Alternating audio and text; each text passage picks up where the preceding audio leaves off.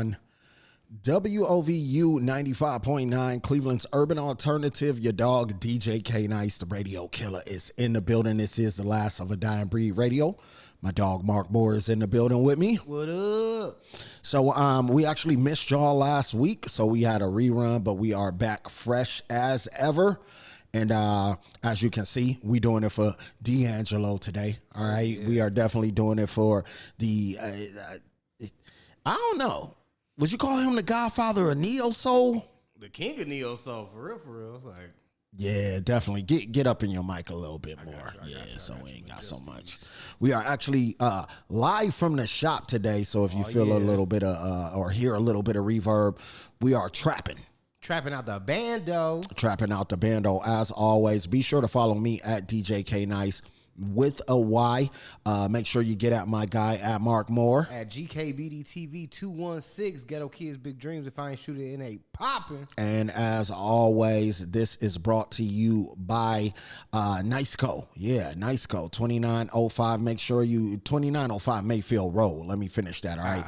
Make sure you follow us at Niceco Prince, at Niceco. That's NYCECO. As I said, Jesus Christ, that's deafening right there. And my phone ain't even supposed to be ringing right now, no. As I said, this is the Last of a Dying Breed podcast. We got so many things to talk about today. Yes, we do. We have a ton of things we got to talk about today, but I don't never want to get into this without talking about what's going on in our lives. All right, so let's definitely do that first. Mark, I'm gonna start with you, and then we'll get on to me, and then we got to get on to these topics. Yes, we have a whole lot that we got to talk to. So, Mark Moore, what's going on in your life right now? Man, nothing much, man. Enjoying the time. I got a lot of adult things to do this weekend. I'm going to a fall festive party where we're making a whole bunch of soups, like a soup party. I feel like I am finally enjoying my 30s. A soup party is like some old people stuff. We don't have pumpkins. This sounds beyond old people stuff. This sounds like white people. Little palm color activity. It's my homegirl. She throwing her sister is throwing a party tomorrow, so I'm making my famous chicken bacon ranch soup. Is it famous? No, it's not, but it's going to be after I'm done with it. Where did you get this recipe for chicken? Google. Not TikTok? No. So, I was thinking about a soup to do, and I'm just, like you said earlier, I have the food palate of a 3-year-old. So, yeah. I like what I like. I like chicken bacon ranch, so I looked up if there was a chicken bacon ranch soup. And they call it crack soup, so I'm excited about it. It looks good. Sounds like I already know where this recipe is going. All right, let me guess. Rotisserie chicken, some Hidden Valley Ranch. No, actually the seasoning, Hidden Valley Ranch. Yeah, the seasoning packet. Yeah, of course, and then some bacon. And cheddar and cheese and cream, heavy whipping cream, probably. Yeah. It's going to be interesting. My girl, she has a famous soup that she makes. So we're going to bring the double crock pot to the party, and then one of her friends has a housewarming, and then I have my son this weekend, so we're going to kick it. I got him a little RC helicopter, so we're going to check that out this week. Oh, no, that's what's up. Yeah. That ain't the same as a drone? No. Let him learn how to fly that first, and then... You'll get him a drone. I don't know. I feel like the RC, is it it's just like a simple one? Yeah, it's a simple one. Oh, it's a little beginner one. Yeah. Nah, man, I be looking at some of them controllers. I actually go out to like Hobby Lobby sometimes. Is it Hobby Lobby? What's the one? The real one, not the one where the old ladies go to craft, but the one where you have a hobby yet. So. Where you go to to get all the RC stuff, bro. You'll go in there, it'll blow your mind. Some of the things that have. Oh no, you'll spend a bag. I bought some beginner stuff, and I think I spent like $300 or $400. I figured out what I want my old people hobby to be. Though I figured it out. What's that? Miniatures. Like I've been seeing like a lot of cool hip hop miniatures. You know what? It's so funny. Funny enough. About the miniatures, this is actually Corey Grant hit me right now. Funny enough about the miniatures, I actually bought a miniature, a miniature record store. Oh. And it got delivered to 2777 across on the next street. Oh. Right? I go looking for my stuff, bro. Somebody definitely snatched it up. And they got it on display. And they got it on display. But it was super dope. It was a miniature. I didn't even never even get a chance. Hold on one second. I never even got a chance to see it. Like live, see it in person. Yeah, nah, it looked like it was amazing, but it was an old vintage. It was like a storefront, and then it had the sign coming off of it that said record store. You know what I'm saying? It was super dope. Looked like something that would have came out of like New York or whatever like that. The classic joint. Yeah, somebody stole it. I was salty as hell, but in the time that I was waiting on it, I started looking at the subreddit for dioramas. So a lot of people be making their own miniatures. I know a guy that actually he has a whole subway train collection. I think he has every train in New York. Running. That's running, but he has them all graffitied.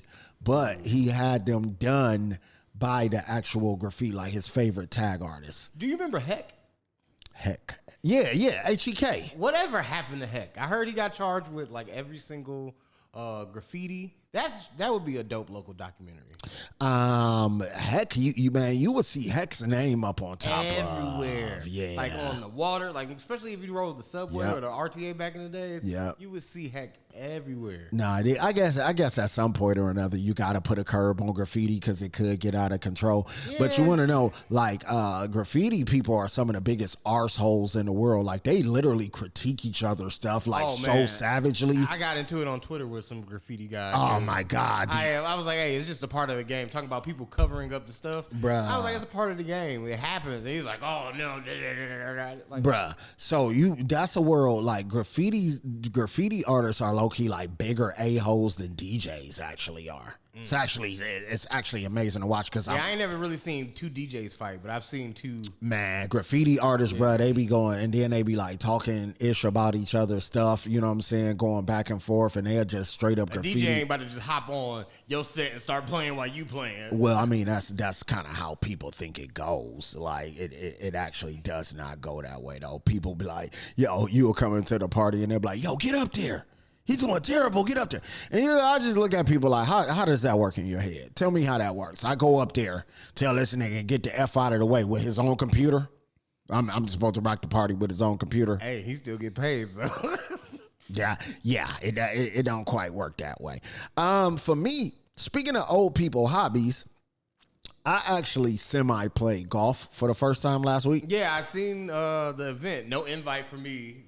Shocking, but it was a public event. I hate when people say that. No invite for me. Well, first of all, I wasn't throwing the event. Secondly, I know for a fact Corey Grand and Sachs both posted it multiple times. See, and that's the problem with the algorithm. Yeah. That goes back to that. I don't see anybody's stuff. Like, I just found out Sachs was back in town. Bruh, that's so funny that you say that because I was actually talking to one of the homies or whatever.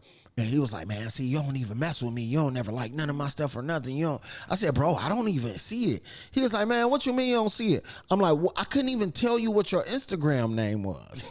Okay, that might be a problem on your side. No, it's not. I've never seen anything he's ever posted. We literally pulled up his thing, and I've never even seen your name.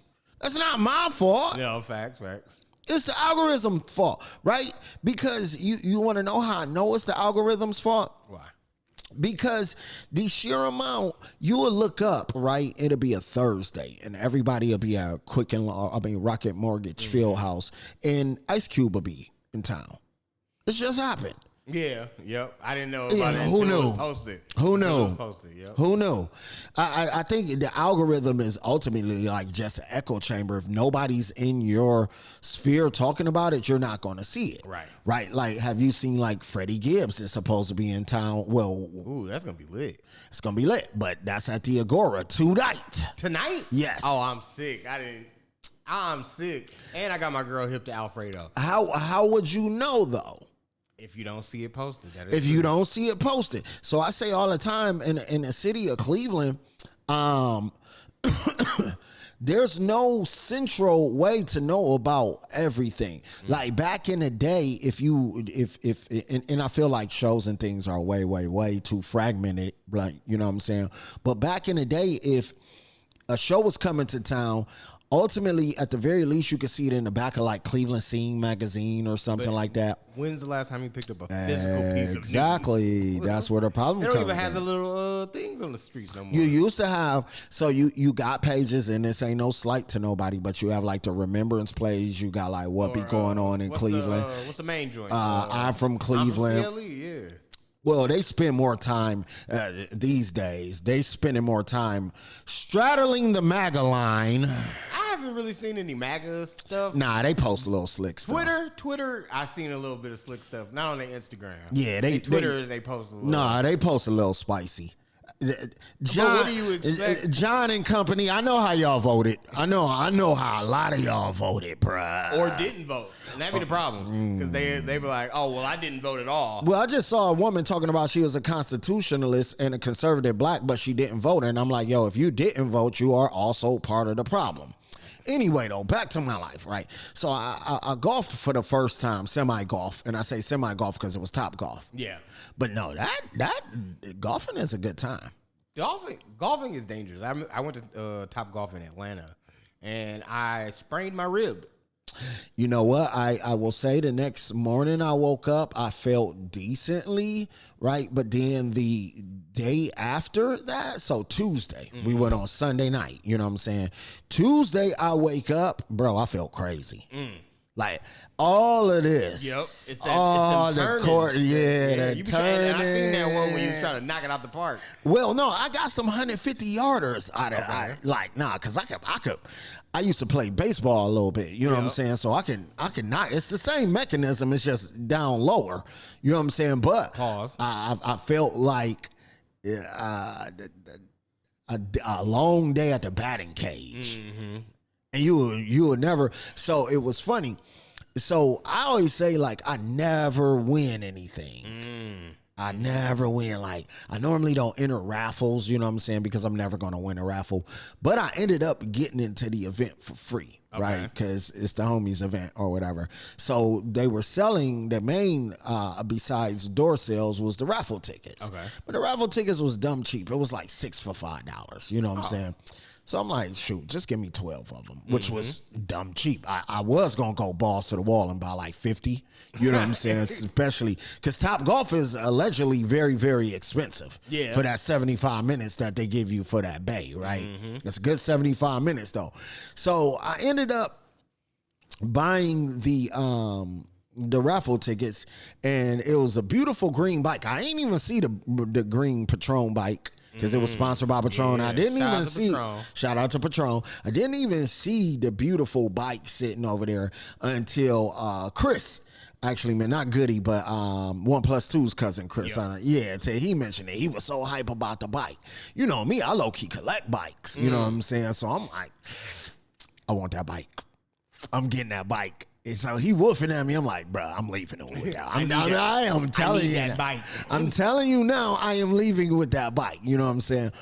So long story short, ended up coming around raffle time. I'm having a time of my life, knocking the balls out of the park. I'm with my ladies, some pretty ladies then came over. They sitting at the table. They was actually cool.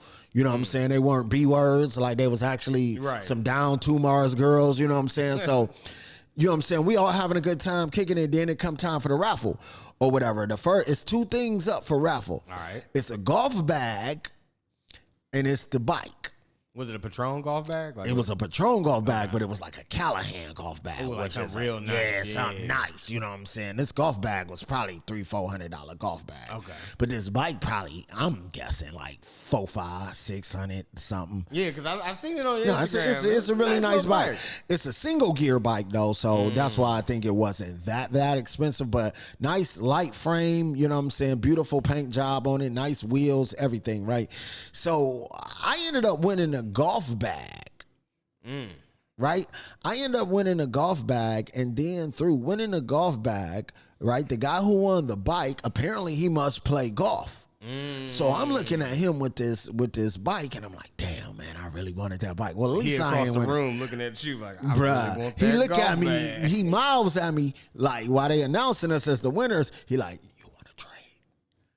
I'm like, hell, bro, run it. I need that. And then walk out. Hey, I got that bike. I got that bike. I told y'all. Hey, like, remember Boosie's daughter? I told y'all. Oh, man. That's funny. Yo, so that was my last week. Other than that, things have been pretty light around the shop. Not by my own doing. We actually still having some building issues in here. Some things that have derailed my whole summer. I think I'm gonna have to make a move soon. Yeah. I've been telling you, man, Larchmere might be the. I gotta find something big enough though. Man, I gotta. We'll talk about that off pod, but like, cause I just seen the spot. He got the front and the back. Word. It's nice. It's big and a basement. Word. Yeah, so it's some nice spots over there. Yeah, we gonna have to make a move. I need to keep it to the heights some way, somehow. Yeah.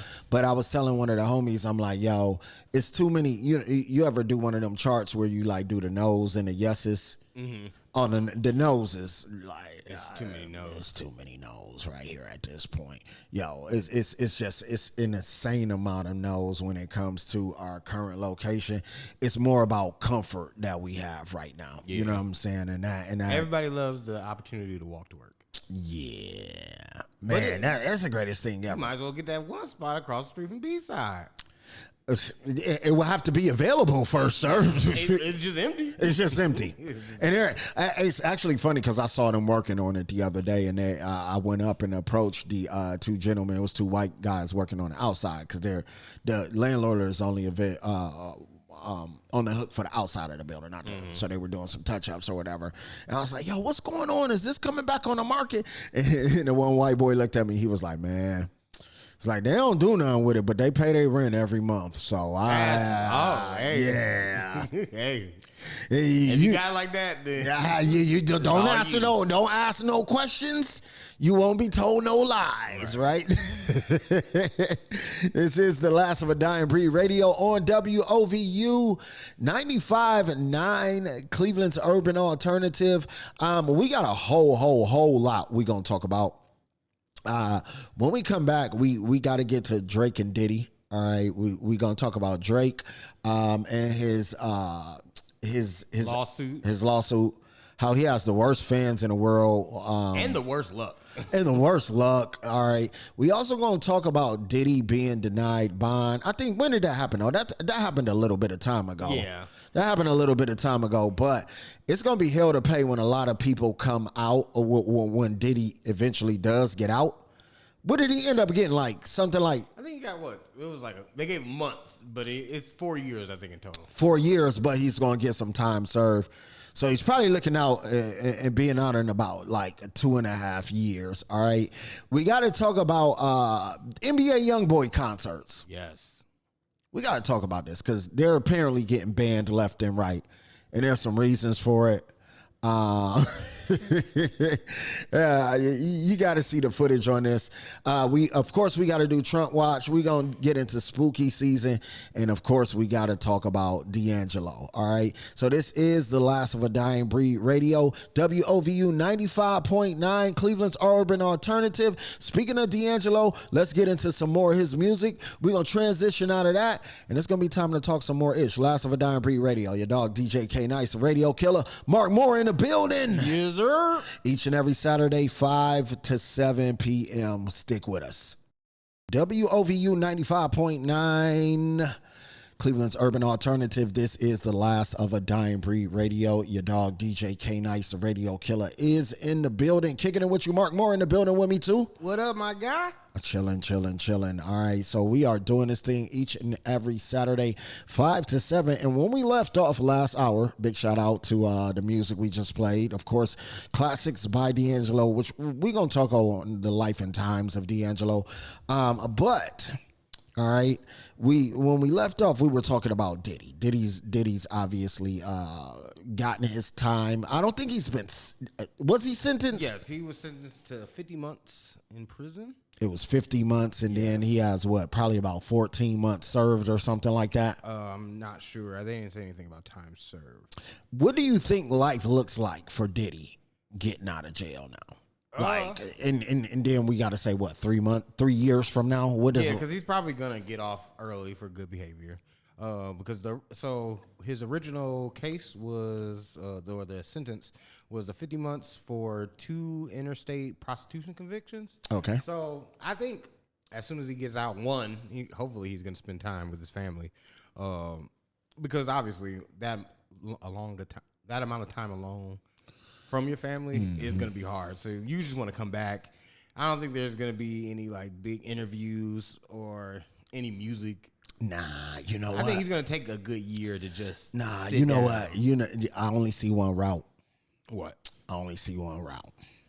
And it's sad. It's sad the route he going to have to go. Porn. Nah, not corn.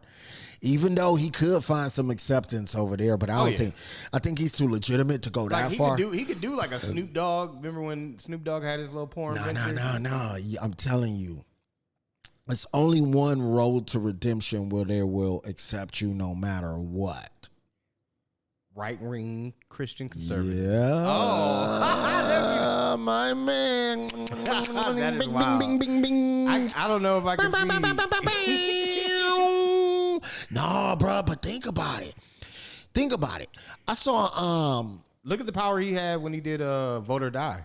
Well, so think about this though. So they like on Letitia James' ass, right? Okay. The AG of New York. Yes. This is all a political witch hunt because she convicted and refused to back down. You know what I'm saying, when it came to your boy, right, the Orange Man. Mm-hmm. So these white folks were saying, like, I guess, man, they digging up anything, right? Yeah. Because, you know, white people want a reason to be mad at Iggers. You know what I'm saying? They want any reason. Like, they acting the most egregiously, and then they turn around and look at us like, but what about y'all? And it's like, yo, we not even doing nothing, right? So let me just catch people up. The Attorney General Letitia James indicted on Thursday. She has a 5-page indictment and accuses James of making false statements on a loan application to receive favorable terms, allegations that she denies. She is scheduled to appear back in court October 24th. So in the books, bruh, think about the accusations that they're levying against her. Mm-hmm. And there's nothing that Trump has not been actually convicted of. Trump has been convicted of overstating his wealth in order to be able to get loans, overstating the value of his companies, insider trading. I think they said Barron just made like $180 million off of insider trading on crypto, right? Was it Barron? No, it was Barron. Oh, it was Barron. The scary looking one. He put $30 million into a Bitcoin wallet and ended up withdrawing like 190 24 hours later after his father made. Come on, man. Yep. They're literally insider trading, right? So they're accusing all of the things, because remember, every accusation is a confession when we're dealing with these folks, right? All of the things that they're accusing Letitia James of, they've already been convicted of, right? And I mean, the corruption goes insane, right? Jared Kushner right now in the Saudis, Trump in the Saudis, the airplane that they gave him, and then he gave him an airfield. They have an airfield in America, the Saudis, right?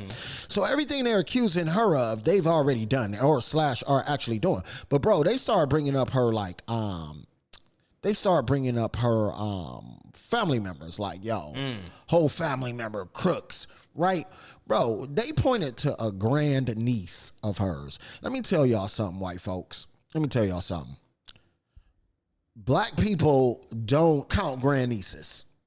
At the point somebody's a grand niece, I don't even know what a grand, like, you would just say niece. Right. You know what I'm saying? But the fact that it's her grand niece is no guarantee of how close or not close they are, right? Because I guess technically my grandchildren will be my sister's grandnephews and grandnieces, and she treats them as nieces and nephews. But This is funny coming from a people that don't even count cousins as relatives. You ever Facts. notice, like, white I've people don't never even. met- So how y'all pulling up people's grandnieces? Explain this to and me. expecting some type of correlation. Some correlation crime. to bruh. Because this is one thing I know, right? I didn't see white boys, they brother be messed up. Oh yeah. But he worth $1 million, and he feels no obligation to help his brother whatsoever. So indicting a black person, it's like saying, like, yo, your fourth cousin is a criminal, so that automatically, hey, it runs in the family. Right. Obviously, we should look into your past. Obviously, because it's your fourth cousin, and it's like, bro, anything that's past third, you might as well be a stranger walking past me on the street. But this is just another example of how Trump is using his power to get people out of office that he doesn't like or that doesn't follow his rule. Another thing that's not on the board, but I've been hearing about lately. Have you seen the leaked text from the Young Republicans? Oh yeah, we got to get to that. But hold on, we got to bring it all the way back, right? Because we was talking about Diddy. But I feel like because they are the most egregious people in the world, they're willing to forgive anything a person has ever done as long as they agree with them. Yeah. You know what I'm saying? And hold their values. As long as you hold their values, they're willing to forgive anything. Ted Cruz, I think we talked about this 2 weeks ago. He literally said, like, what, we should stop attacking pedophiles or something like that. Yeah. That Freudian slip. Bruh, that Freudian slip, but they don't care about things like that because ultimately, look at the Epstein list. Bruh. I hate when the age we're living in, because like there's just so many people with platforms and microphones, us included, that you'll see something and you just, instead of like doing your research, you'll be so invested in it in that time that you're scrolling on your phone. You'll see some truth in it and start believing it. So I seen a video, they were talking about how the Epstein list doesn't really matter because they're about to secretly pass this law where the age of consent is going to be lowered to 14, which just wipes out everything that all the criminals have been doing. Well, and I've talked about this years ago. It's boiled a frog. They are inching, closer and closer to being okay. Right? I guess we got to be careful putting this on YouTube. You can't really say that word, so we'll scrub it. But they want to inch closer and closer to it being okay. You have all of these. There are literally lobbyists and groups. You know what I'm saying? That what they do is they lobby for people. You know what I'm saying? To lower or lobby for states to lower the age of consent, lobby for more lax laws in this thing. You know what I'm saying? They like to point to us being the 13%, you know what I'm saying, and being accountable for a disproportionate amount of crime. But let's talk about who is accountable for touching them babies. Some of them sex crimes. And then They don't want to. Crime happens to people everybody. that you're around. Yeah, to people I'm that gonna commit a crime towards a black person because I'm around black people. Yeah, my proximity is mostly to black people, right? But I feel like the fastest path of redemption for Diddy is to go ultra conservative. He could come out, you know what I'm saying, go conservative, throw a couple dollars at the campaign, and bruh, they will have him at the next Turning Point USA halftime show. Have you seen this? Have you seen this? Yo, yes. Mark. First we did of all, not put this on. Yo, have you seen this? Can we take away Kid Rock's right to do anything? Well, bruh, it's so filthy. It's so dirty the way that they play, right? Because ultimately they want to have, you know what I'm saying, they want to do this halftime show. Right. Which is a departure from the normal halftime show. They don't want to hear Bad Bunny. Do you realize this has been done before? No. Well, the Puppy Bowl, right? No. Actually, if you look it up, In Living Color cut their gums by doing an alternate halftime show. So let's be clear. Y'all don't have an original thought in your body. This needs to be a clip. No, that was the first departure. And they actually were able to cut their teeth. They were able to cut into... right? The halftime show. Now, there's a few things that can happen. They actually do have an opportunity to do this, right? And an opportunity for legitimacy. But some of the names that they're floating around are actual cosplay of black artists, right? Because you have to have, ultimately, what is this thing going to be? A bunch of folk music without having hip hop? So you have to have. Oh, they're gonna have like Tom McDonald probably. Well, no, they're gonna do that, but they gotta have the Kid Rocks. You know what I'm saying? But I saw some white boy they talking about having. He's face tatted. He has cornrows. He has everything that a black person would have. They have to steal. They have to steal the black aesthetic, even to sell only to white people, because white people truly ultimately have no aesthetic, right? The last time white boys was cooking was when they talked like Shane. I got my Tommy gun, see? Yeah, hey, see? We're gonna go talk about Christian rights, see? We need an AK-47. Hey, bro, white boys have not cooked since. You know what I'm saying? They should have kept on talking like that and wearing like the long suit. Like, white boys ain't cooked since Dick Tracy. No, I would say the height of white boys was my era, because we had boy bands, which was just a theft of black come culture. on, man. But like, ultimate theft of NSYNC, black culture. NSYNC was New Edition remixed. We had Backstreet Boys. Yeah, like, this is all Jackson 5 remixed, and Yep. you know what I'm saying? We've seen that. Now, we can easily get to D'Angelo from all of this, which we definitely going to talk about. We got a few more minutes in this segment. But, bro, they are going to cosplay a black halftime show. They'll sprinkle in a one, right? But you got people like whoever this one white boy was. But have you seen Post Malone recently? Full on meth head now. Yeah, no, because remember how he started, White Iverson. Oh, come on, man. Cornrows. And in some way, shape, or form, they have to come into the game on a black person's back. Yep. Right? Think about Kid Rock. Kid Rock was the Eggs and white Grits. boy. He was the rapper. His first album was Eggs and Grits. Beyond that, he was the white boy in the hood that could actually DJ, right? Okay, I didn't know he was As a soon DJ. as Detroit, as soon as they get a chance to go and be a proper white man, they take it. Think about Post Malone. Well, we said him, White Iverson. You know what I'm saying? He came in on a black man's back, right? I had another example of somebody. I got another one. So look up this name right here. There's this clown, right? He's a MAGA rapper. Forgiato Blow. Yeah, Forgiato Blow. Forgiato Blow. Let me tell you something about Forgiato Blow. Man, Forgiato Blow. Let me tell you something about Forgiato. So his real name is Kurt Jantz. He's a professionally known as Forgiato Blow. He's an American rapper who is most notable for his work supporting Donald Trump and Trumpism. He looked Mexican. He's the one. Wait, is he the one that has the big Trump lynch? truck? No, who came out with a lynching soundtrack? I don't know. I don't know if he's the one who has that. But let me tell you something about, what's his real name? Kurt Gantz. Kurt Gantz. Let me tell you something about Forgiato Blow. Kurt Gantz. First and foremost, Kurt Gantz is a rich white boy from Florida. Yep. All right. His people had money. Kurt has always had aspirations of being a rapper, right? Early on, when Kurt wanted to be a rapper, what side of the culture sphere do you think Kurt went for?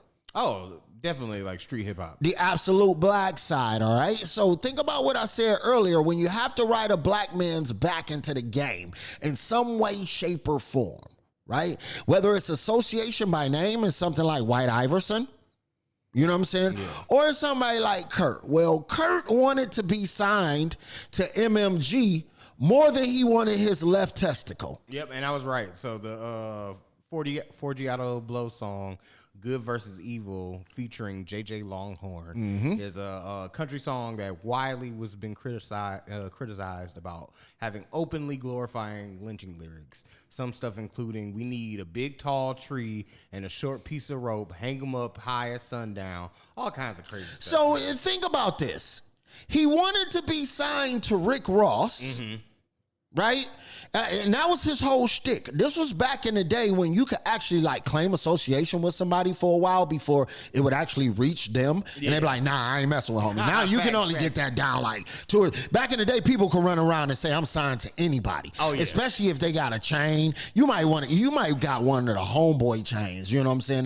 That's 14 karat gold plated. You know what I'm saying? But you putting this dumb chain on. So he wanted to be signed to Rick Ross more than he wanted a left testicle, right? He was going around everywhere telling everybody he was signed to Rick Ross, right? But keep in mind, he came from money. So it was a payola play. He was going around, his parents funded his whole career. You know what I'm saying? His parents got some money. Right. He comes from one of those communities down there where they ride around golf carts all day long. Ooh, like Margot Alive. Yeah. He comes from one of those places, right? So, whatever. He then gets signed to a former black NFL player. Thomas, man, I can't think of this man's last name, but he eventually went into acting. Okay. Right? NFL player Thomas something. Some Tyler Perry movies and all this. But yeah, just got out of the NFL. He had a bag. He was trying to get a record label off. Mm-hmm. He had Kurt Gans, a.k.a. Forgiato Blow, signed to his record label. They were going state to state on a promo tour. I talked to the NFL player. He had me actually come out and do one of their showcases. Showcase maybe have 15 people there. But that's how I ended up coming into contact with this clown, Forgiato Blow, who's always wanted to be a black man deep down inside, right? He's always wanted to be a black man deep down inside. But you know one thing they can't get over? What? I might get in trouble for saying this, but penis envy. He'll never be able to get over it. Wait. Speaking of penis envy, have you heard have you seen on Twitter some of the people that have been committing BBC side? What is that? They'll find like one of their crushes online and they find out they have a black boyfriend and then they off themselves. BBC is driving some incels insane to the point where they're killing themselves. Well, you know what? When I've talked to some females that are Caucasian persuasion that actually delve into black men, you know what I'm saying? And what they always say is when a white man even smells that on you, they become obsessed with it. Oh, yeah. She was like, yo, they actually want to talk about the size. That's so weird. It's so weird. Even though guys do that sometimes too. No. I've heard people talk about like when they find out their partner cheated. Oh, well, was he bigger than me? I can see that when you very, very young. I've asked a question like, oh, am I still the biggest ever after she didn't left and then what is she supposed to say? Like, nah, you number 2 right now, but you still up there in the top 3. You know what I'm saying? Like, I don't know what you. Mark came along, right? Yeah, okay. No, but it's actually funny because that's some super insecure things. Because if you know anything, if you've ever watched a flick in your life, a corn flick in your life, you are not the biggest in the world, my guy.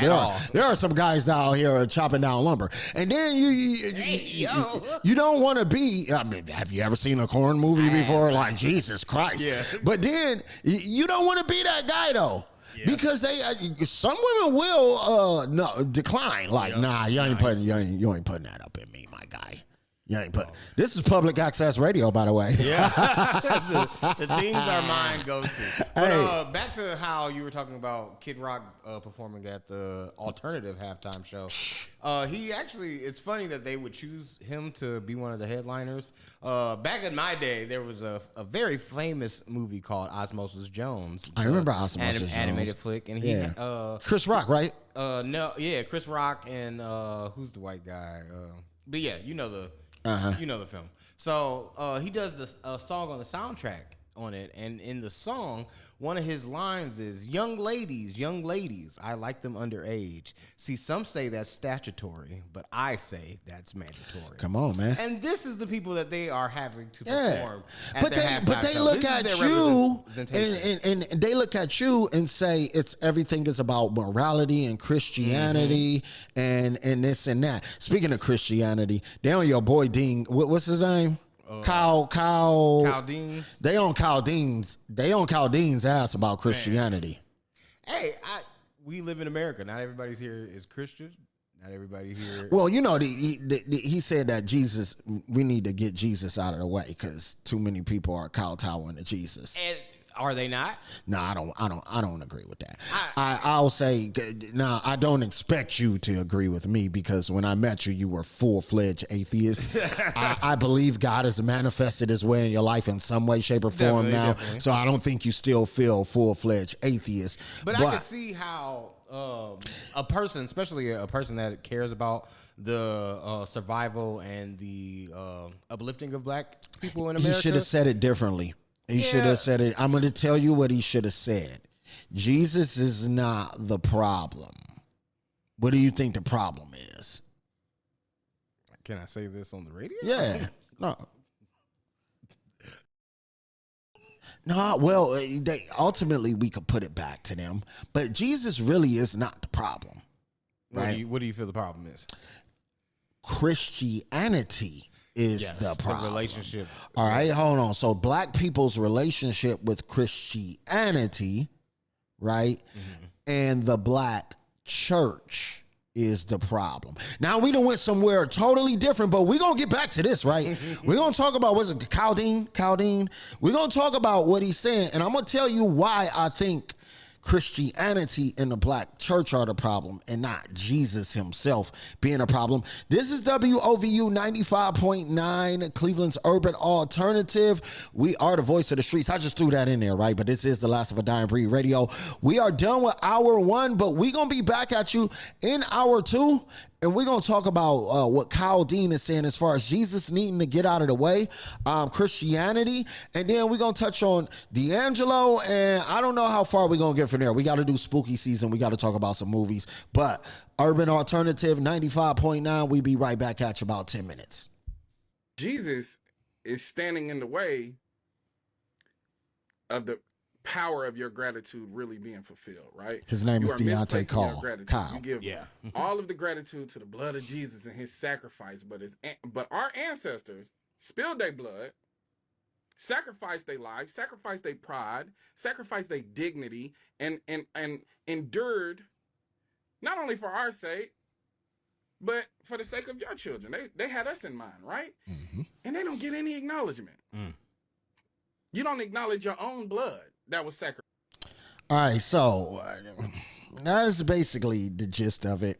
All right, he's saying that Jesus is in the way of black people being liberated, being free. You know what I'm saying? I get where he's going with this, right? But when you attack the Lord and Savior, you got to be very, very, when you say anything about the Lord and Savior to black people, right, you have to be very, very careful, right? And the reason why you have to be very, very careful about that is because you don't want them to close up their ears immediately. Right. You know what I'm saying? When you're, especially when you're trying to make a point, right? So I get what he's trying to say, but back to what I said before we actually left for break was that I believe the problem is not that Jesus is in the way, but it's the black church that's in the way, right? And just I feel like black people as a whole, we have, especially black Christians, we have a very unhealthy relationship with religion. Mm-hmm. A lot of the times I grew up and I felt like a lot of the things that I was doing career-wise was a testament to my hard work. And a lot of the times I would always be told, no, you have to give glory to God. You have to give glory to God. Mm-hmm. And at that time, I didn't see God in my life. Uh-huh. So it was kind of hard to give glory to and give praise to somebody when I'm the one in the field fighting. So I can understand his annoyance with not... Because at the end of the day, white people taught us to not acknowledge our ancestors because it was looked at as witchcraft. Well, so we have been that. Let me pause you right there, and that's why I say Christianity is the problem. It's not Jesus, right? It's your relationship to Jesus and to the Father. Okay, so the reason why I say Christianity is the problem because you have to understand how Christianity was spoon-fed to black Americans. You know what I'm saying? oftentimes, right, a unhappy workforce is a terrible workforce, right? Obviously, it's a bad workforce. So make no mistake about it. Not all plantation owners were ass beaters. You know what I'm saying? Or not consistent ass beaters, right? I gotta give you a little pushback on that. No. You would not be able to motivate people to work. You have to have them with a comfortable level of threat from you. But you can't just have your foot up a person's ass all day long. Think about that. Yeah. They're not going to be able to work. True. They're not going to be able to work. You're not going to be able to have your foot up an ass all day. There were better days than there were other days, right? It's the same as any abusive relationship, right? Right. Today, Master gave you a ham hock. Yesterday, he whooped your ass. The day before, he killed your sister. The day before, he whooped her. You know what I'm saying? But today. You get a ham hock. You know what I'm saying? And a fresh beer. You know what I'm saying? So I say that to say black people were allowed to have, because they understood, right, a person's need for spirituality. Most people have a need for some sort of spiritual connection in their life, right? Yeah. Even people in jail are not cut off from their religious connection. Why are they not cut off from their religious connection, right? Because oftentimes that same religion that they look to for hope is the same thing that suppresses them. Right? If I'm sitting around waiting for God to interject hope in my life, I may be less prone to uprising. Right. And if you look back to the film about Nat Turner, they had Nat Turner going to different plantations speaking the gospel. And he started to look and see how his messaging, even though was, words of God, was being used to keep his people exactly. subservient. So they were, you might have, especially in the 1800s, you might actually have a black church on your plantation, right? And a black preacher that also works the field with you, telling you, right, that you should love your oppressor. This was literally taught to black people. Yeah. You know what I'm saying? It's in the Bible. This is God's will, right? Yeah. No, that's not in the Bible. That's to love your and honor your oppressor. Yes. No, it's not. Show it to me. That's not in the Bible, right? And if it is in the Bible, the way people are reading it is taken out of context. But they were able to tell black people that these things were prophesied, and that's the situation you're in. Right? And a lot of these things were actually prophesied, but they were weaponized against you. And you also going to have to give some context as into which version of the Bible that's in. And then you're going to have to show it to me in KJV. Wow. You're gonna have so Ephesians 6, chapter 6, verse 5-8. Slaves, obey your earthly masters and respect and fear, and with certainty of heart, just as you would obey Christ. Obey them not only to win their favor when their eye is on you, but like slaves of Christ, doing the will of God from your heart. Slaves wholeheartedly serve as if you were serving the Lord, is that? Not men. It's Ephesians 6, chapter 6, verse 5-8, and then 1 Peter's chapter 2, 18-20. Slaves in reverent fear of God, submit yourselves to your master, not only to those who are good and considerate, but also to those who are harsh. This is a gracious matter, though you may suffer for doing what is right, to keep a blameless conscience before God. Endure suffering while doing good, remembering that God is watching. Hold on, because I don't want you to get too far away from it, because KJV says, servants, be obedient to them that are your masters according to the flesh, with fear and trembling in singleness of your heart as unto Christ. Does not say slaves. Okay. I am a servant to whoever I go DJ for. Or whoever your 9-to-5 boss is. I'm a servant, right? It does not say slaves. So you see how one word could change it. Could change the whole thing, right? But now, you gotta think the version that they were using was the one that said one. No, you proving my point. They literally took the word servants, which anybody, I could be, if I'm a server in a restaurant, I am a servant. I should do my job to the person that I am serving. Right? According to the flesh, with fear and trembling and singleness of your heart as unto Christ. The Bible also says, some people will say, pay taxes. It doesn't say that. It says render Caesar's due to Caesar. what's up? Due to unto Caesar. Yeah. The Bible also tells you to respect authority. It's not saying respect your slave masters. It's saying respect the people in government, right? You don't go out of your way to go and disrespect a police officer calling them a pig, because how's that going to do. work out for you? I do. Well, no, you don't. No, you don't. If you were just walking down the street just yelling pig at people, you will have several disrupting the peace charges, because they're not playing that. Yeah, they let it go. Disorderly conduct. That's every charge that I've ever been Yeah, charged you with, have is several conduct. disorderly conduct. Like, no. They throw that thing around like it ain't nothing. So back to my point about Christianity being a problem, right?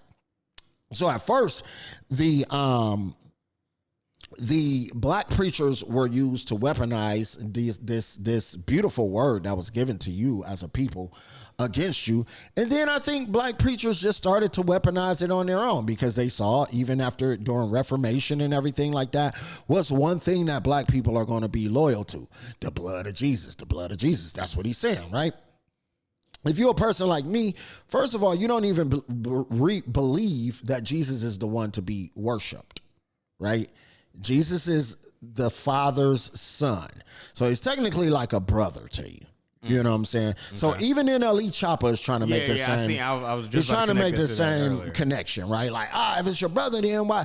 No, he's not to be worshipped, but he is to be revered. That's the same thing with Mother, Mary. Mm-hmm. Not to be worshipped, but also to be revered. Mm-hmm. You know what I'm saying? But let's go back to the pastor in the black church, right?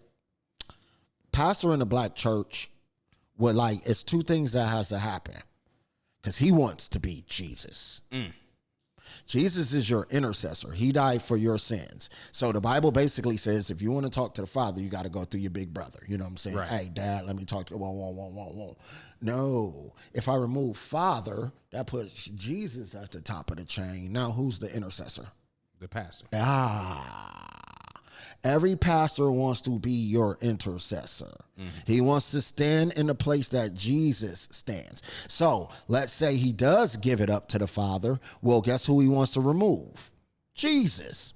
So you'll hear him say things about Jesus, or maybe not at all, right? Or maybe not at all. It's important to have a very healthy relationship with both, but to know where both actually stand at, right? Now, how do I know that the pastor wants to be your intercessor? How? Tithes. One simple word. Tithes and offerings. Tithes and offerings. Shout out to the Durant's band, Tithes and Offerings. Do you know what tithes were originally for? I'm guessing for the community and to help build the church. The church fund. Not at all. Right? And you could go and look this up. This is not a Bible podcast, so I'm not going to sit up here and quote scriptures to you all day. But the original purpose of tithes, right, in the nation of Israel was for, and the Levites were the priests, right? So, or the preachers, as we would call them, right? So you had these tribes, and then you had two tribes that were that were responsible for the priesthood, right? Mm-hmm. But it was mainly the Levites. Because they were originally spoils of war, right? What, tithes? No. Yeah. No. Because it says the concept of tithing originates from ancient biblical accounts, with the first mention being Abraham giving 1/10 of his spoils of war to Melchizedek in Genesis 14. Melchizedek. So what a name. We need to bring some by Melchizedek. So the purpose of them was once a year, right? You take 1/10 of all of your good things, right? You take 1/10 of everything you've amassed for the year. And you're supposed to take this 1/10 to the place that the Lord has designated for that year, right? And you're supposed to take all of these things, your 1/10, right? And grill them up, smoke them up, drink them up, everything yourself and your family in the place that God has designated. So you're supposed to eat in the presence of the Lord all of the spoils that he has given you for the year. Nothing was for the priesthood. Right. But once every 3 years, every third year, you were supposed to take 1/10, and you were supposed to leave it for the foreigners, the widows, the fatherless boys, and the priest. every third year. Now he Not taking every Sunday. Sunday. Now he taking every Sunday. So he's literally standing in the place. He's sitting here intercepting your blessings because you were supposed to come and eat your you were supposed to eat. You ever heard eat, drink, and see that God is good? Eat, drink, and be merry. Yep. And see that God is good. That was the purpose of tithing. Hey, y'all all come here, right? And you flex what you did for the year. I can imagine it was probably a hell of a scene. Shoot. Right. Man, Boaz came through with 10 cows this year. Man. I mean, he had 100. Yeah, that's a 10th. He came through with 5 gallons of wine. I mean, he had 50 for the whole year. Crazy. He was was balling. blessed. He was He was blessed. blessed. He was blessed. But now, shoot. Let me see. Hey, man, how was you reading your Bible this year? Like, shoot, what was you doing? Right. That you was eating like that. You know what I'm saying? But everything, so let's say the place was too far away, right? Let's say you are a Boaz and you got 10 cows, 50 sheeps, all of this stuff, right? But you can't transport all of these things. Well, what you were supposed to do was to sell them where you're at. Okay. Take your money to the place that God designated. When you get in town, ball out, and then still take it to the place that the Lord has designated and eat and drink in his presence. Right. That's what tithes is for. Think about this though, Mark. It was probably a beautiful thing. Think about all the money that came into whatever town that the Lord designated to be his special place for that year. So let's say that this year is in Samaria. Well, everybody, all the Jews in the land ain't taking that 12-hour trip.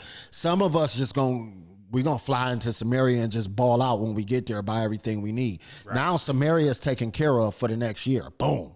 They got an influx of cash, right? Don't you see a certain group of people doing that today? The ones that say they are you. And we sitting here arguing about if Jesus need to move out the way. And I was calling that man Kyle Dean. I want Deontay Kyle to tell Jesus he need to move out the way. Like, dog, that's a. If you really have conversations with the Lord, you know what I'm saying? Like, I done had a million conversations. Like, Jesus Christ, God, what are you doing? Like, you see me down here struggling. Like, come on, man, throw a bone or something. Come on, man, something. I want him to have that conversation with him, and then I want to see how Jesus shows up in his life, and maybe steps out of the way. Well, because a lot of people don't realize that the bullet. So even when you said like you didn't see God in your life, until one day you realize like, hold on, I would not have made it this far had there not been a God in my life. a true black Messiah. What you mean? Well, no, because God's black. Oh yeah, at least in my eye. yeah. But to just move things along, another black Messiah that we need to talk about, the unfortunate passing of D'Angelo. Yeah, we definitely got to. You've heard some of his music in this. I don't know, like what can you say? No, Like, tell me. Okay, so I grew up. My grandmother was the first person to introduce me to D'Angelo. I was one of those childs who happened to walk into the living room one Sunday afternoon in 2001 and see a group of women in my family Gawking at How Does It Feel? Gawking at Untitled, and that was my first introduction to D'Angelo.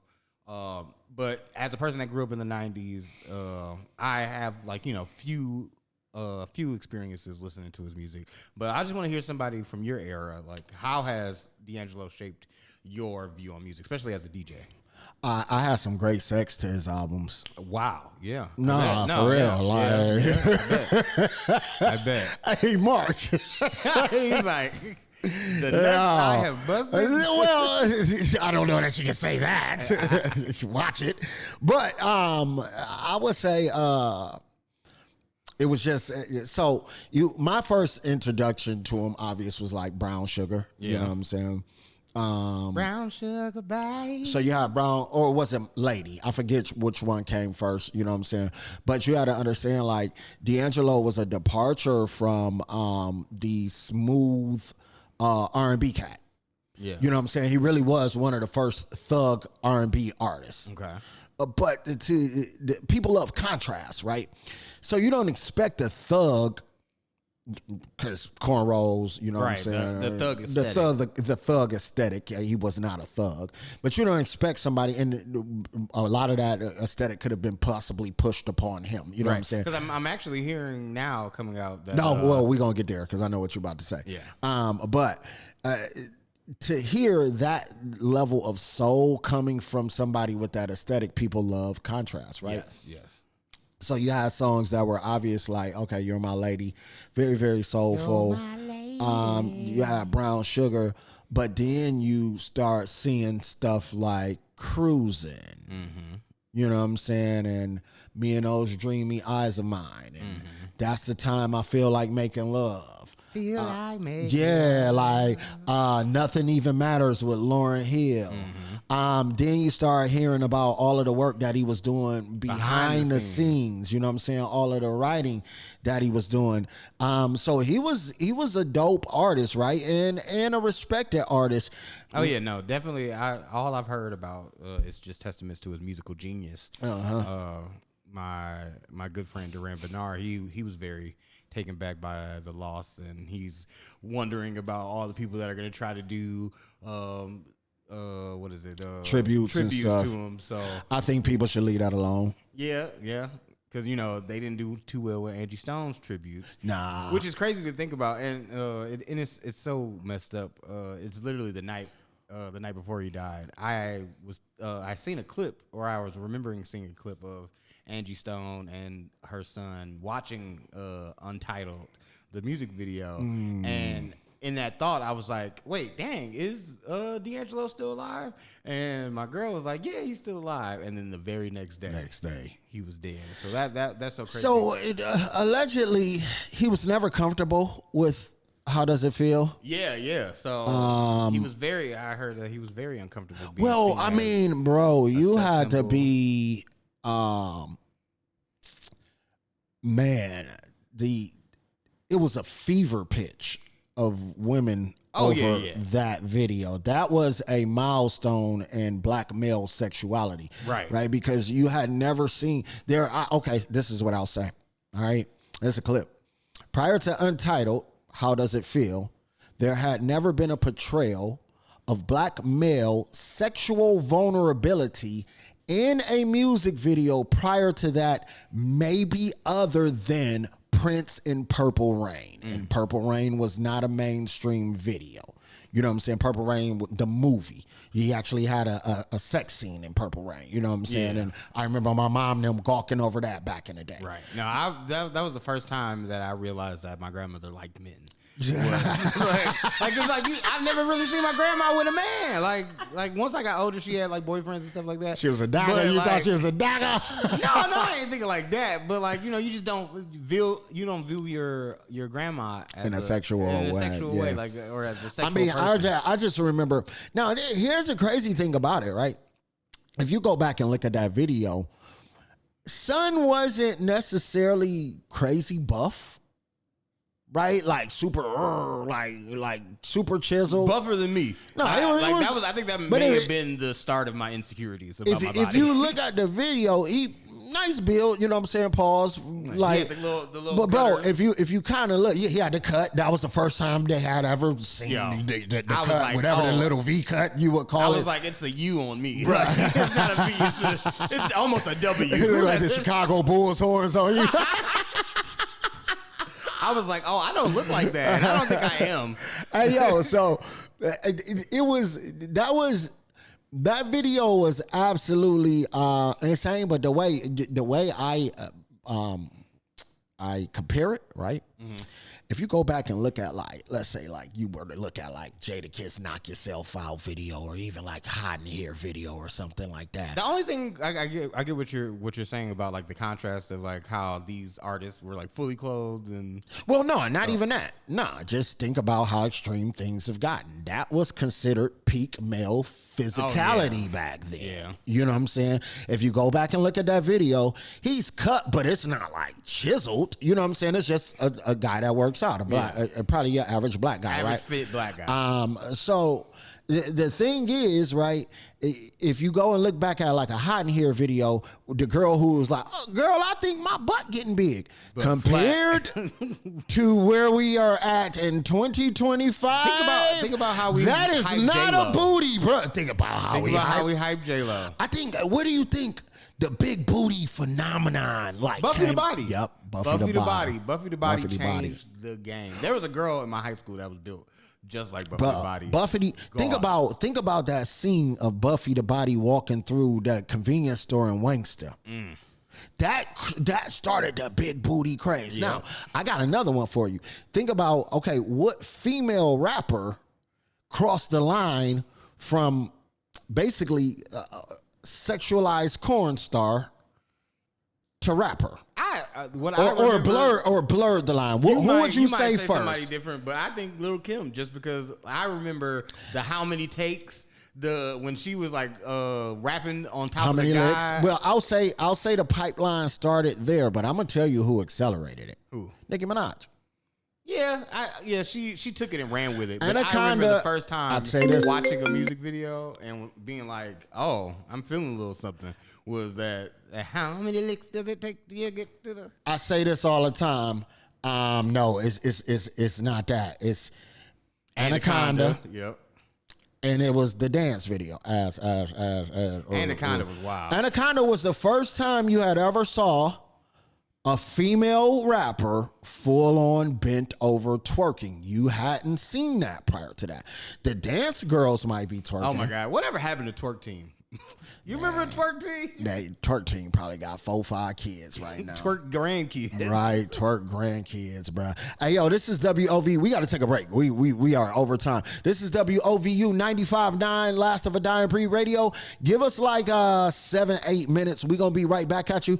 We're going to be closing this thing out. I know we done missed a lot of stuff, but we're going to get to what we can. Definitely going to talk spooky season, movies. Mark got a movie pick, and I think that should take it there for us. WOVU 95.9, Cleveland's Urban Alternative. We right back at your neck. WOVU 95.9, Cleveland's Urban Alternative. Your dog DJ K Nice, the radio killer in the building. Last of a Dying Breed Radio right here. My dog Mark Moore over there. What up? We are in that home stretch right now. We only got about 10 more minutes with y'all right now. Okay. So before we get up out of here, we got to touch on your boy Drake. Man, that boy has been taking nothing but L's this year. So in the news right now, Drake's lawsuit, his initial filing was in 2025 in January, alleging that the labels defamed him by knowingly promoted Kendrick Lamar's "Not Like Us" and its accusation that he is a pedophile. So recently, as of October 2005, the federal judge has dismissed the lawsuit, ruling that "Not Like Us" lyrics, while serious, were not a factual statement, but rather a non-actionable opinion within the heated context of the rap battle between two artists. So basically, the judge pretty much said like Drake brought it upon himself when he dropped the TaylorMade. Yeah, he even mentioned that the TaylorMade freestyle. Yeah. He was like, you actually started the rumor about the pedophilia and urged him to talk about it. Isn't it nice to see common sense? Yeah, actually rule out in the justice system, yeah. In 2025, because it's not a lot of common sense happening in our justice system right now. Oh, no, not at all. Now, I guess they're saying that he's going to appeal. Yes. So right now, his legal team, they want to add on a new addition to their mansion. You know, because the lawyers are making a buttload of cash on Drake right now. Right. So, of course, they're going to appeal because that just means more money that they can bill. This is a thing in life, right? And this is, I guess that this is his problem. You got to know how to take an L. Yeah. You have to know how to take an L, right? Nobody doesn't not take L's. Everybody has to take an L at some point or another. What did Pop say? You think you're a man with that gun in your hand. Yeah, live to fight another day, right? You win some, you lose some. Drake, so everybody's talking about the amount of L's that Drake has taken. Right. right? They self-inflicted L's. Oh yeah, no, definitely. Bro, Drake could have. antagonized him. Man, he could have avoided. Hold on. This is the thing, no more. He could have avoided this whole thing entirely, right? Or even after They Not Like Us, he could have let it go and moved on with his life. He kept doubling down, right? And then the thing I don't think that helped him was his fans. Oh yeah, no, his fan base was really like put a battery in his back. But not. I hope it's not too much cussing in this. But listen to this. Corey Grant actually sent this to me. This is Drake fans. This is either a Clubhouse space or a Twitter space. Right? Or X space, whatever they call it, right? These are Drake fans. These are the super stands, the OVOs, right? The OVOs. Arguing amongst each other about how they could have, who could have done more to help the boy. If they get to cussing too much, I'm out to go ahead and, but listen to this.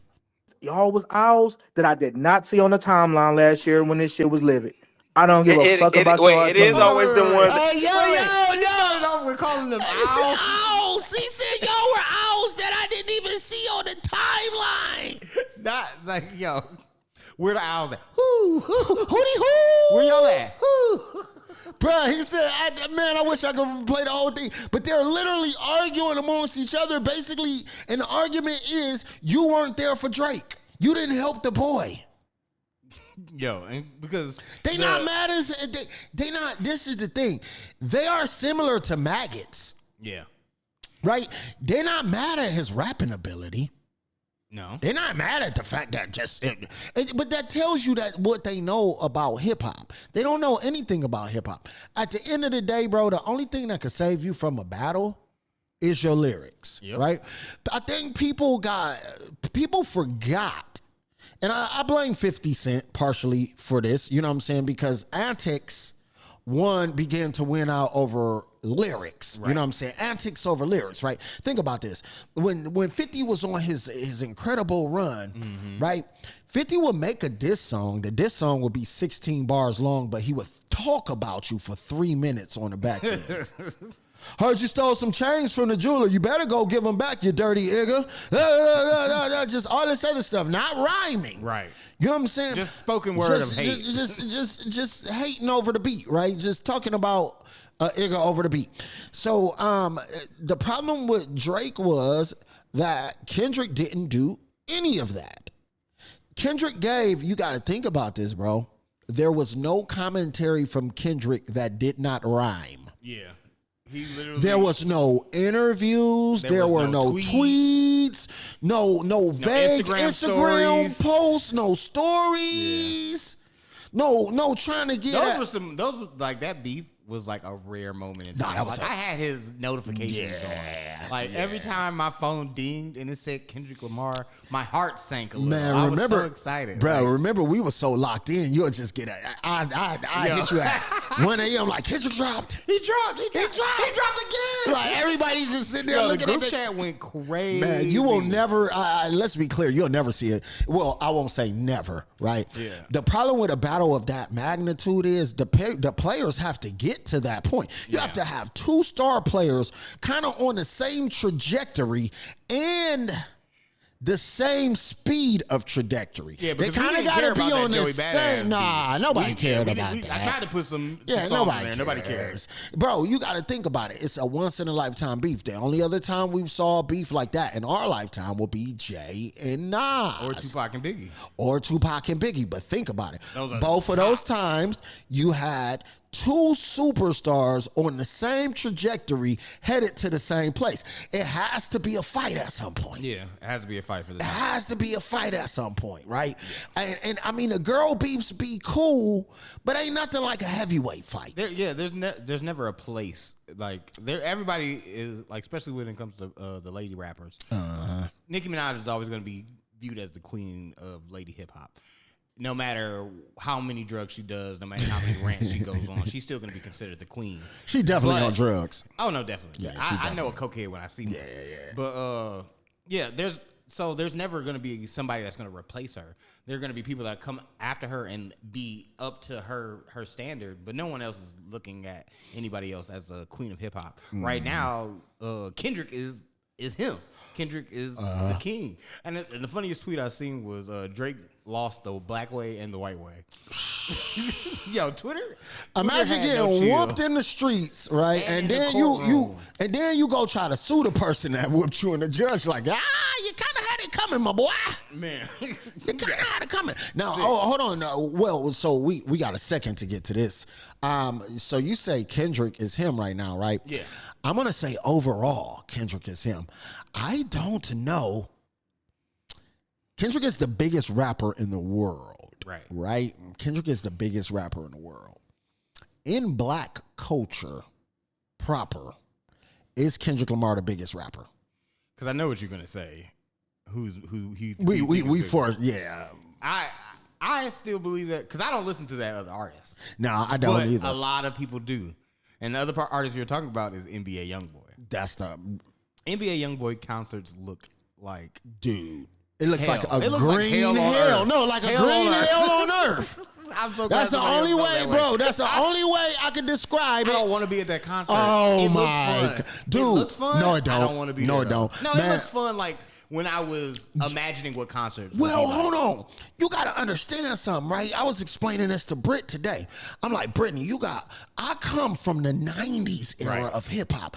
They said some of the vilest, foulest, most offensive things in the world, right? Mm-hmm. I've never seen music with this level of aggression or violence to Oh, it. yeah. Like the diss songs be like. Oh, my God. And then people be getting beat.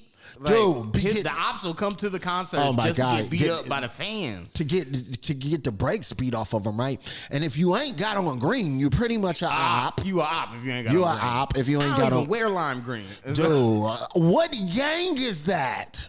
Slime? Man, somebody said, Jim Jones actually had a point, right? And I always thought this was very, very odd. Nobody ever got rich by staying in the house other than NBA YoungBoy. Oh, yeah. No. I don't know how many people listening to this, right, understand what was up with NBA YoungBoy, right? But NBA YoungBoy has committed so many crimes and he was so hot. They had to force him into the house. He was a cash cow. Bruh, he was a cash cow, right? So basically, his record label paid his way through all of his troubles, but pretty much agreed with the judge on keeping this man on house arrest. So they found him a spot where there's no crime. Hold on. Y'all don't understand, right? That man is from Baton Rouge, Louisiana, right? Yes. Or what they say, Baton Rouge, right? They moved that boy up to Utah. In the mountain. In a mountain. Put him in a huge house. Right? Surrounded by nobody. I think it's called like Skull Digger Mountain or Grave Digger Mountain. Something like that, right? They literally put this man in this huge house. All of these things is his, right? So you would see these videos when he was on house arrest. Mm-hmm. It was like Poor Little Rich Boy. You know what I'm saying? You have this man smoking Newports in this huge house, riding Bentley trucks around in the snow on this mountain. Nowhere to go. He can't go to Walmart. No, hold on, Mark. No women around. Nope. It's him and his homeboys smoking Newports and falling all over each other, right? Yeah. And I just watched the aesthetic and I just didn't get it. You know what I'm saying? I just don't freaking get it, right? But you start looking at them streaming numbers and they were through the his YouTube makes way more money than his albums do. Then you talk. I would talk to my young boys, you know what I'm saying, my little cousins and stuff, and be like, yo, who the biggest rapper out? Young boy. Oh, yeah. Young boy, right? You try to go and listen to the music. Bro, I saw he was in Atlanta maybe the day before yesterday, right? Yeah. Because show number 2 in Atlanta actually got canceled, Mark. Yeah, and then Chicago. Well, let's be clear. He dissing Lil Durk. Obviously. In the same city. We talking Atlanta. Yeah. That King Von got killed on. Right. Then he brings Lil Tim on stage. Which was crazy. During the diss song. Now, I don't know if you've ever heard any of these diss songs, but they literally sound like... There's no melodic redemption to the songs. I think about like Chief Keef. Right. Don't like... At least it was a snitch doesn't It was some melody to it, right? Damn, I hate being sober. I'm a small. You know what I'm saying? There was actually some melodic value to those songs, bruh. You see this man's music come on, and you see these kids go into a murderistic trance. Yes. Like, they look like zombies out there. They look like zombies, and it ain't just the boys; it is the girls. No, it's it's probably way more men. girls. It's way more men. You think men and girls? It's a sea of just angry men. No, it's a sea of just angry, fatherless boys. Yeah. Right? Because if you got a father, I don't think, if my son was like, my son is actually 21 now. He'll probably be at the Freddie Gibbs concert tonight, right? Sick that I just found out about that. But if my son was like, yeah, we going to see Young Boy. No, you're not. No, you're not. Don't let me find out you was down there. Don't let me, because anything that happens to you while you're down there, you kind of asking for it. Yeah, like, You kinda especially asking for afterwards. it. It's that walk. It's always that walk back. Man, well, you got to understand, they pride themselves on being demons. And like you said, you look at that, go look at the clips of these concerts. It looks like a green hell. Yeah, it really does. It literally looks like a green hell. Hey, yo, Mark, you got a movie pick before we get up out of here. It's, Oh my gosh, yes. It's So- spooky season. Is it a spooky So movie? not this time around. Next Okay. week we will have my spooky pick. But there's a really big film out right now called One Battle After Another. It is starring the beautiful Tiana Taylor and the awesome, legendary Leonardo DiCaprio. It is directed by Paul Thomas Anderson. Paul Thomas Anderson, as you know, he did Boogie Nights.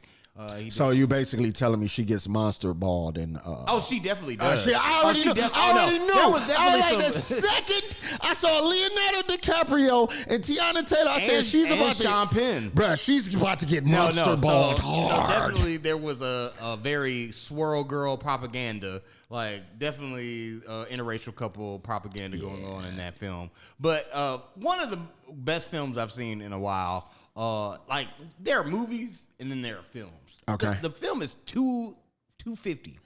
No, It was felt like an hour. Hold on. Not monster balled. What was the one where Halle got Monster done? Ball. Okay. Yeah, by Billy Make Bob. me feel Make me feel good. Oh my god! Right after your son died, you go. Bruh. Oh man, that was wild. But while I was watching, so let me give it a wrap up real quick. So it's about Leonardo DiCaprio character. His name is Bob. Bob is a washed-up revolutionary who lives in a state of stone paranoia, surviving off the grid with his spirited and self-reliant daughter Willa. When his evil nemesis resurfaces and Willa goes missing, the former radical scrambles to find her, and both father and daughter battle the consequences of their past. So Leonardo DiCaprio was a bomb expert, and he met Tiana Taylor, who was the one of the main leaders of this revolutionist group called 75. What is it? So the black revolutionary gets monster balled by white abolitionists. Yeah. Yes. Pretty much. Okay. So I don't want to give away too many spoilers, but it's about. So they have a kid, Leonardo DiCaprio and Tiana Taylor. They have a kid, and after she gives birth, she gets into that mode of like, damn, my husband ain't showing me no love, and damn, I'm also not like fighting the cause as much as I used to. So she goes out and tries to go back on her. So the thing was French 75. Like the movie started off with them breaking into a immigration detainment camp. Okay. And she ends up sexually assaulting a white officer there. And that sexual assault starts growing into an obsession on his part. The guy who's played by Sean Penn. But she do stick something where the sun don't shine, and he she liked made him it? like masturbate, but later on in the film, she does stick a gun up his butt. But Jesus. yeah. So after she has her kid, she starts feeling unloved and unappreciated. So she goes out and robs a bank, gets busted, and flips on everybody. But it's because Sean Penn was obsessed with her. Language. What did I say? Flips on effing everybody. No, I just said everybody. Oh, okay. But if not, I'll check. But she flips on everybody, and so Leonardo and the baby has to leave, and like a lot of people get locked up, a lot of people get killed. So now the movie really takes place years later. The daughter is about like 16, 17 now, and Leonardo DiCaprio is like this super stoned out guy. He like still is very paranoid about like all the stuff. They have these like little trackers that if another person in French 75 has one, it'll start making like a song when they're in accompanies to each other.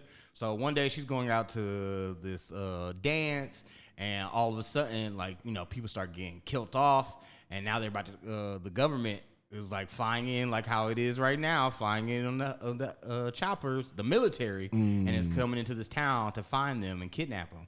And it's all because of this whole other plot line. So he's that's enough, Mark. Okay, so that film, wrap it up. The film is amazing. First of all, cinematography is top notch. The tension that it builds during scenes. There's this chase scene that happens on this hill that had me on the edge of my seats. Like, that was a film where it was like, this is why I got into making films. This is why I got into. I go to the movies every Monday, and like, I still believe Sinners is my pick of the year, but this film was like one of the greats. I think it's gonna win everything at the Academy Awards. Just a really good story, just about identity, about fighting for what's right. It touches on a lot of things that we're going through today with immigration, with just Antifa, and just fighting for your rights. What's the name of it again? One Battle After Another. If you don't see another movie this week, go see that.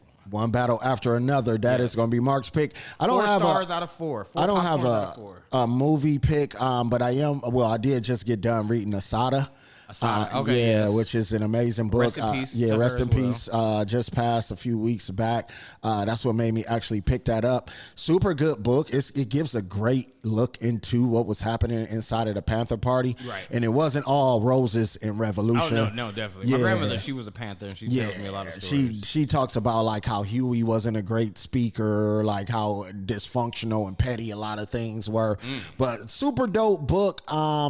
That's going to be my pick for the week, and that's going to do it for us right here. We are slightly actually over time right now. This is The Last of a Dying Breed Radio. You'll be able to catch this episode on YouTube if you want to watch it while you're at work or something like that, or on Monday, run it back. Definitely do that.